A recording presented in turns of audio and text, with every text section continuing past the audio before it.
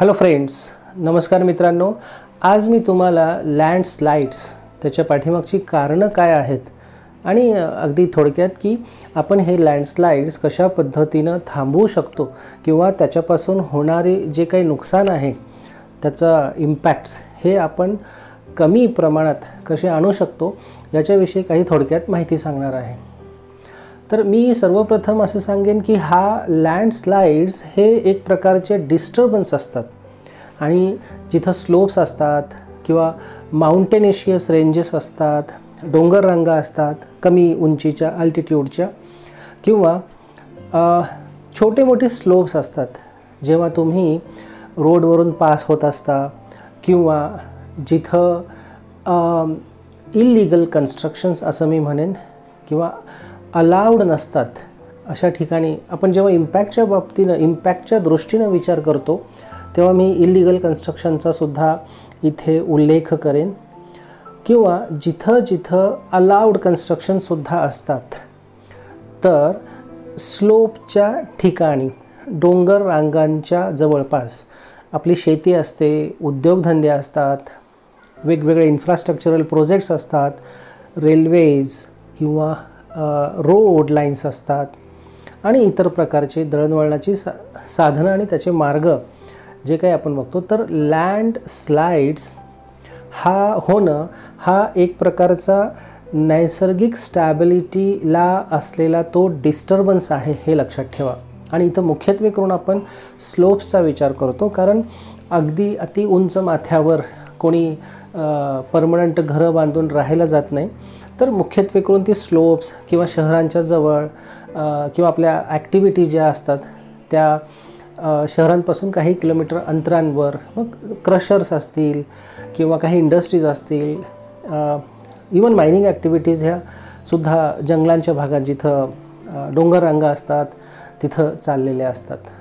तर लँडस्लाइड्स होणं ही एक नैसर्गिक गोष्टसुद्धा आहे आणि आर्टिफिशियल चेंजेस किंवा डेव्हलपमेंटल ॲक्टिव्हिटीजमुळं होणारे लँडस्लाइड्स असे दोन प्रकारात मुख्यत्वे करून आपण याची विभागणी करू शकतो.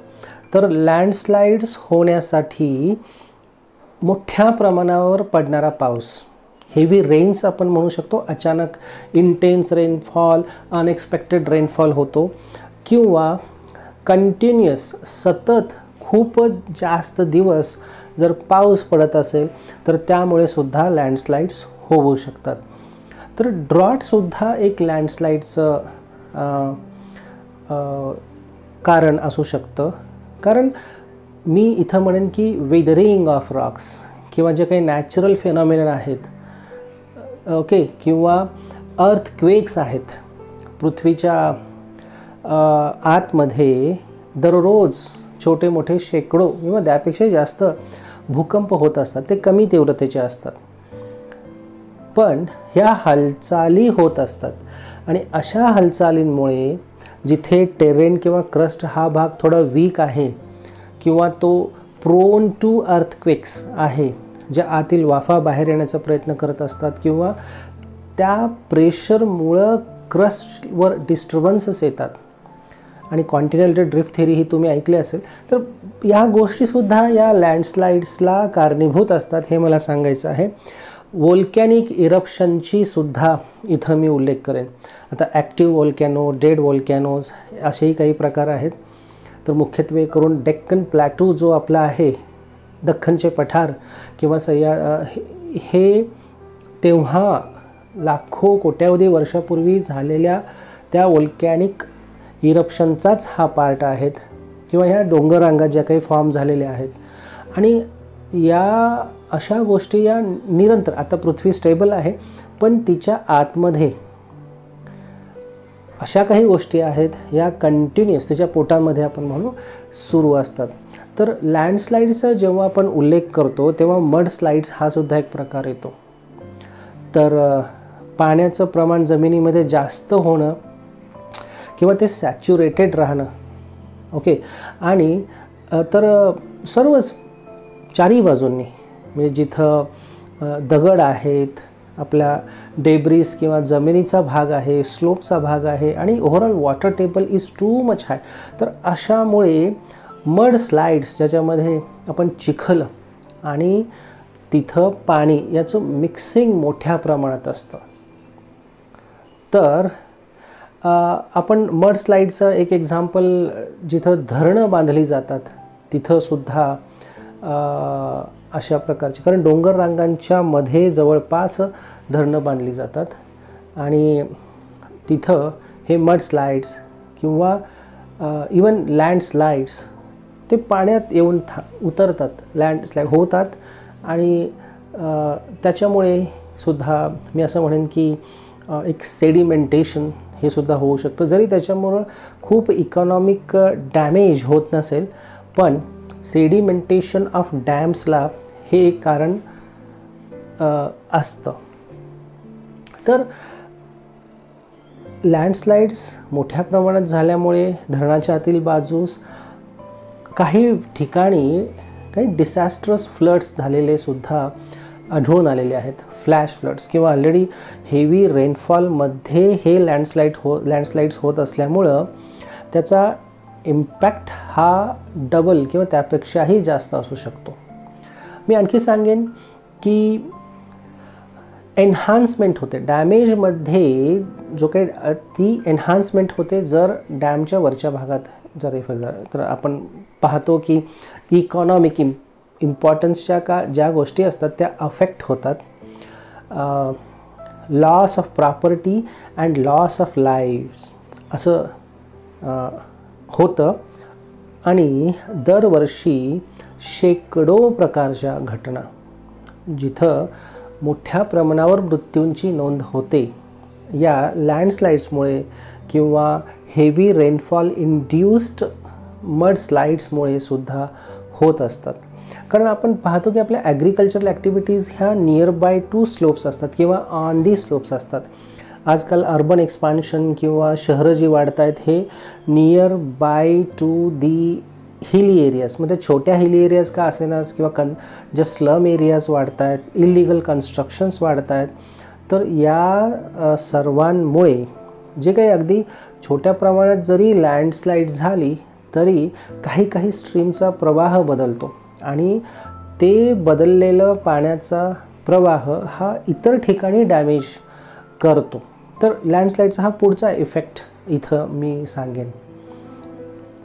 कोस्टल एरियामध्ये सुद्धा लँडस्लाइड्स होतात. अंडर वॉटर जे असतं, मोठ्या नद्यांच्या आतमधला भाग किंवा माउंटन्समध्ये तर होतच असतात, पर्वतरांगांमध्ये छोट्या काही डोंगर रांगा असतात तिथंही होत असतं. आणि मुख्यत्वे करून हे मोठमोठाले दगड किंवा हे भाग, त्या डोंगर रांगांचे जमिनीचे भाग मोठ्या प्रमाणात खाली येतात तेव्हा तो डॅमेजसुद्धा मोठा असतो. आणि याला मुख्यत्वे करून जो ग्रॅव्हिटेशनल फोर्स ऑफ अट्रॅक्शन आहे, गुरुत्वाकर्षणामुळे ते खाली ओढले जातात. तर स्टॅबिलिटी ही डिस्टर्ब होते, अनस्टेबल होतात. स्लोप्सवरचा जो काही भाग असतो किंवा तिथले मोठमोठाले दगड असतात किंवा आपल्या लक्षात येतं कधी ना कधी या ठिकाणची जी काही पार्ट ऑफ दॅट लँड आहे, तो जमिनीचा भाग आहे उंचावरचा, तो कधी ना कधी खाली येणार आहे. त्याला कदाचित काही वर्ष आणि काही डिकेड्ससुद्धा लागतात, पण ते होतं. आता इरोजन बाय रिव्हर्स किंवा सी वेव्ज ही सुद्धा कारणं आहेत जे नियर बाय कोस्टल एरियामध्ये लँडस्लाइड्स होतात. तर जो सी वेव्सचा किंवा टाईड्सचा जो काही प्रेशर असतो त्याच्यामुळे सुद्धा हे कोस्टल एरियामध्ये जिथं लोक राहत नसतात, पण it is part of that geologic process असं मी म्हणेन. आणखी मोठ्या रिव्हरच्या ज्या बारमाही नद्या आहेत आणि फ्लड्ससुद्धा येतात. याशिवाय उन्हाळ्यामध्ये सुद्धा पाण्याचा प्रवाह आणि पातळीही जास्त प्रमाणात असते. एस्पेशली नॉर्थ इंडियामधले गंगा, यमुना, ब्रह्मपुत्र, आणखी काही रिव्हर्स असतील ज्या काही शेकडो किलोमीटर्स अंतरांवर जातात. तर या आपल्या आजूबाजूच्या बँक्सना नेहमीच प्रेशर देत असतात, वॉटर प्रेशर असतं आणि ते इरोजन होत असतं नियर बाय सॉईल्सचं किंवा लँड्सचं, आणि त्यामुळं सुद्धा छोट्या मोठ्या प्रमाणातला तो स्लाइड्स फॉल हा लँडचा पार्ट होत असतो. तर फिजिकल वेदरिंग आहे, मी आता ज्या काही गोष्टी सांगितल्या. यानंतर केमिकल वेदरिंग होऊन सुद्धा लँडस्लाईड्स होत असतात. ॲक्च्युली केमिकल वेदरिंग होणं हा निसर्गाचा पार्ट आहे, हा सुद्धा निसर्गाचा पार्ट आहे.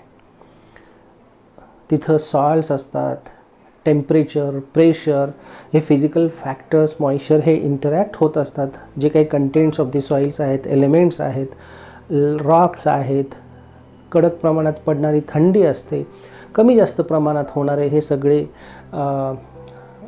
हवामानाचे जे काही फॅक्टर्स आहेत, घटक आहेत, तर हे तिथल्या लँडला, त्या पार्टला ठिसूळ बनवण्यास किंवा अनस्टेबल बनवण्यास कारणीभूत ठरतात. पण हे मी इथं मुख्यत्वे करून सांगेन की आर्टिफिशियल वेजद्वारे जे काही लँडस्लाईड्स होत आहेत, डेव्हलपमेंटल ॲक्टिव्हिटी किंवा ॲग्रिकल्चरल ॲक्टिव्हिटी, इन्फ्रास्ट्रक्चरल ॲक्टिव्हिटीज, मोठमोठाले डोंगर कट केले जातात. आपण बघतो मायनिंग ॲक्टिव्हिटीज किंवा क्रशर्सची सुद्धा खूप एक्झाम्पल्स आहेत. मायनिंग ॲक्टिव्हिटीजमुळे तरी मोठ्या प्रमाणात लँडस्लाईड्स जगभरात आजपर्यंत झालेले आहेत. कदाचित त्याच्यामुळे झालेला इम्पॅक्ट हा खूप इकॉनॉमिकदृष्ट्या काउंट केला जात नसेल, कारण रिहॅबिलिटेशन किंवा रिस्टोर्ड लँडमध्ये मोठ्या प्रमाणात सुद्धा लँडस्लाईड्स होत असतात, किंवा काम करताना सुद्धा जिथं ॲक्टिव्ह मायनिंग एरियाज आहेत तिथंसुद्धा लॉस ऑफ लाईव्स, इवन प्रॉपर्टीसुद्धा होत असतात. आणि मी आणखी सांगेन की डिफॉरेस्टेशन आहे. Deforestation, mining is also one of major reason for deforestation. Agricultural activities आहेत. आज आपण नदीच्या जवळपास जो रिव्हर बँक एरिया असतो, रिव्हराईन एरिया असतो, त्याचं खोरं, त्यापासूनही दूर चाललो आहोत शेतीसाठी.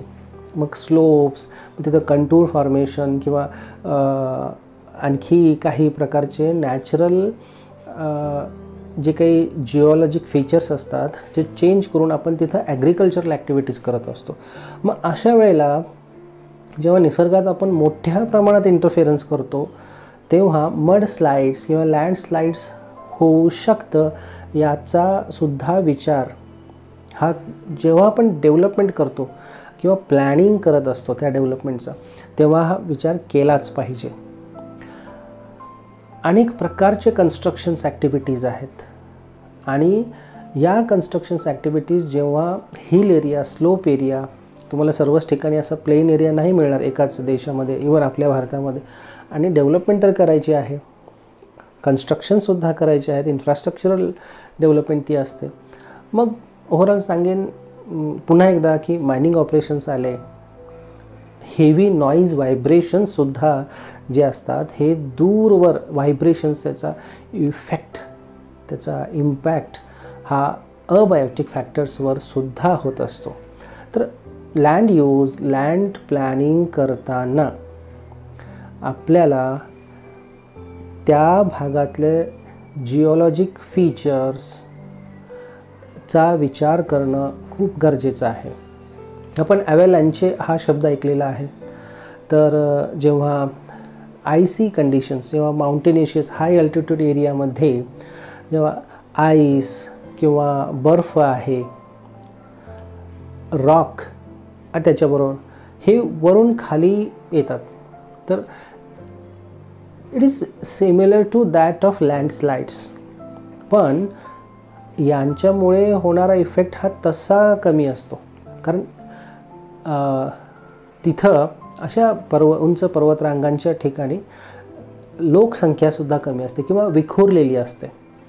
पण जेव्हा आपण डोंगररांगा किंवा इतर जिथं अतिक्रमणं झालेली आहेत, शहरांच्या जवळपास इन्फ्रास्ट्रक्चरल मोठे मोठे प्रोजेक्ट्स आहेत, जिथून दळणवळण आणि वाहतूक मोठ्या प्रमाणात होत आहे, आपली लोकांची ये जा आणि प्रॉपर्टीची, माल मटेरियल जे काही म्हणतो आपण, त्याची ये जा जास्त प्रमाणात जिथं आहे, तिथं लँडस्लाईड्स झाल्यावर आपलं लॉस ऑफ लाईव्स आणि लॉस ऑफ प्रॉपर्टी हे ठरलेलं असतं, दरवर्षी होतं.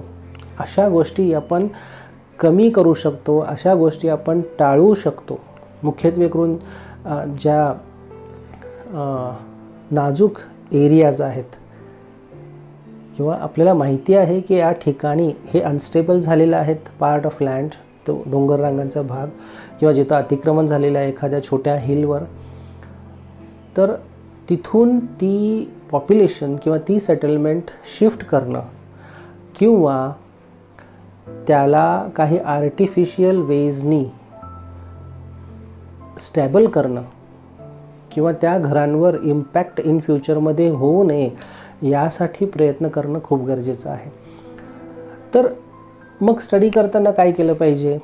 जिओमॉर्फॉलॉजी स्टडी केली पाहिजे, जिओलॉजिकल ॲस्पेक्ट स्टडी केले पाहिजेत, हायड्रोजिओलॉजी आहे, biochemistry of that area, weathering, त्याची स्टॅबिलिटी, त्याचं age, general structure, water retention capacity किंवा holding capacity, ground water table, या सगळ्यांचा विचार.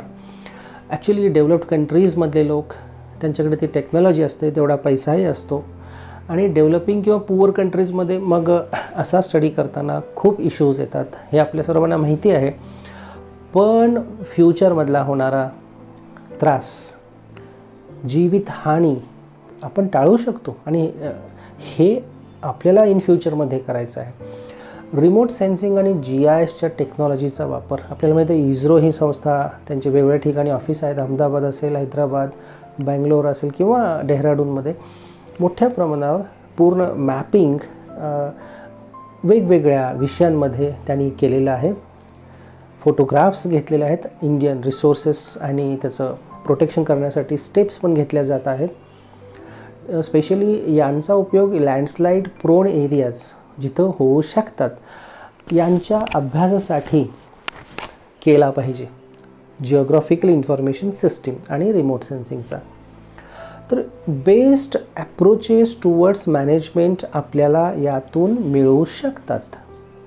तर जो काही हजार्ड्स मॅपिंग किंवा हजार्ड्स असेसमेंट आजपर्यंत किती झाले आहेत, इन फ्युचर प्रेडिक्शन हे आपण एका अर्थाने करू शकतो सायंटिफिकली.